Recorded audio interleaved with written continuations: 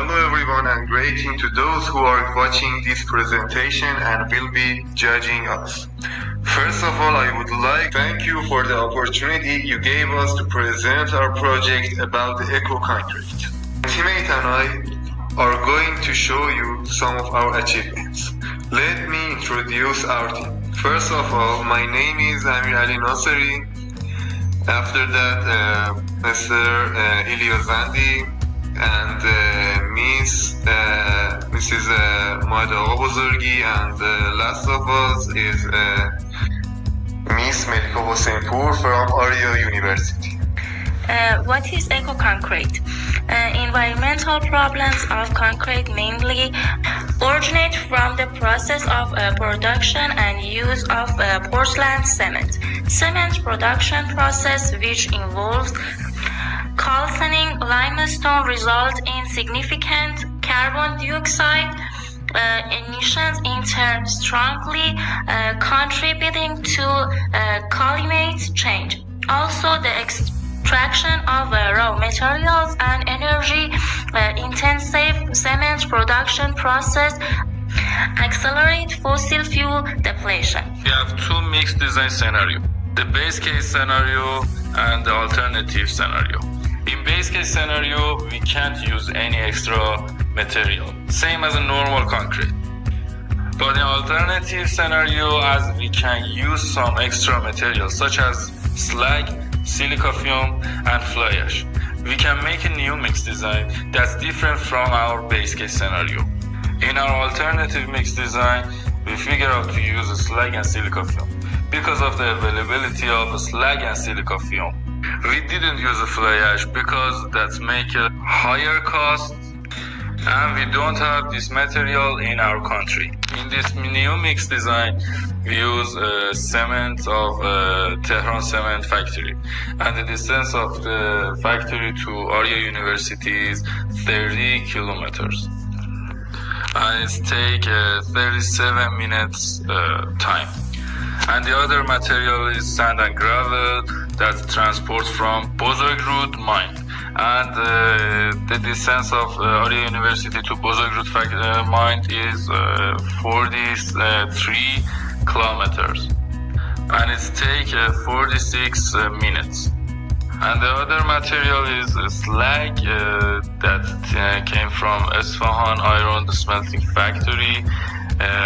The distance of the university to factory is 498 and take 5 hours and 19 minutes. And the last material is microsilica that came from Semnon microsilica factory that take 14 kilometers and take 21 minutes to reach in our university. What we learn at the end of the software. Initially, we experimented with the Life 365 program. For example, with the maximum amount of silica in the Life 365 program, we see a significant increase in lifespan.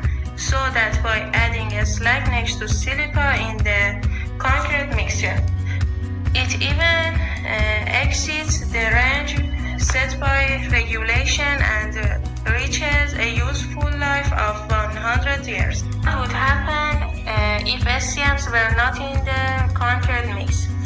As can be seen, both carcinogenic and ecotoxicity parameters are in the negative range. Careful selection.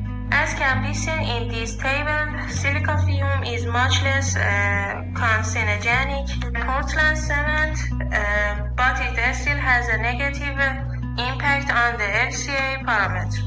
Fly ash is better in every environmental way, but it doesn't give up the useful life that silica has. Section, you will see a series of advantages and disadvantages of each material separately, such as the damage of fossil fuels caused to the environment, the ozone layer, the creation of carbon dioxide and toxicity, and many other advantages and disadvantages of these materials.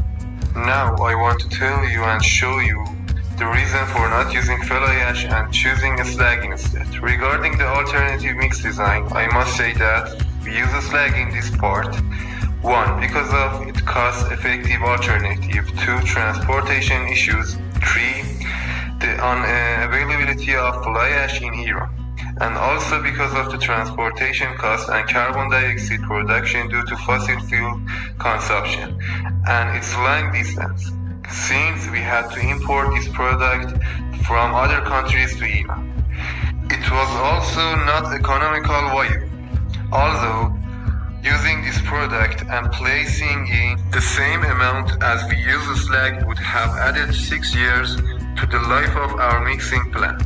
Due to its incompetence and the aforementioned reasons, it was decided to use slag instead.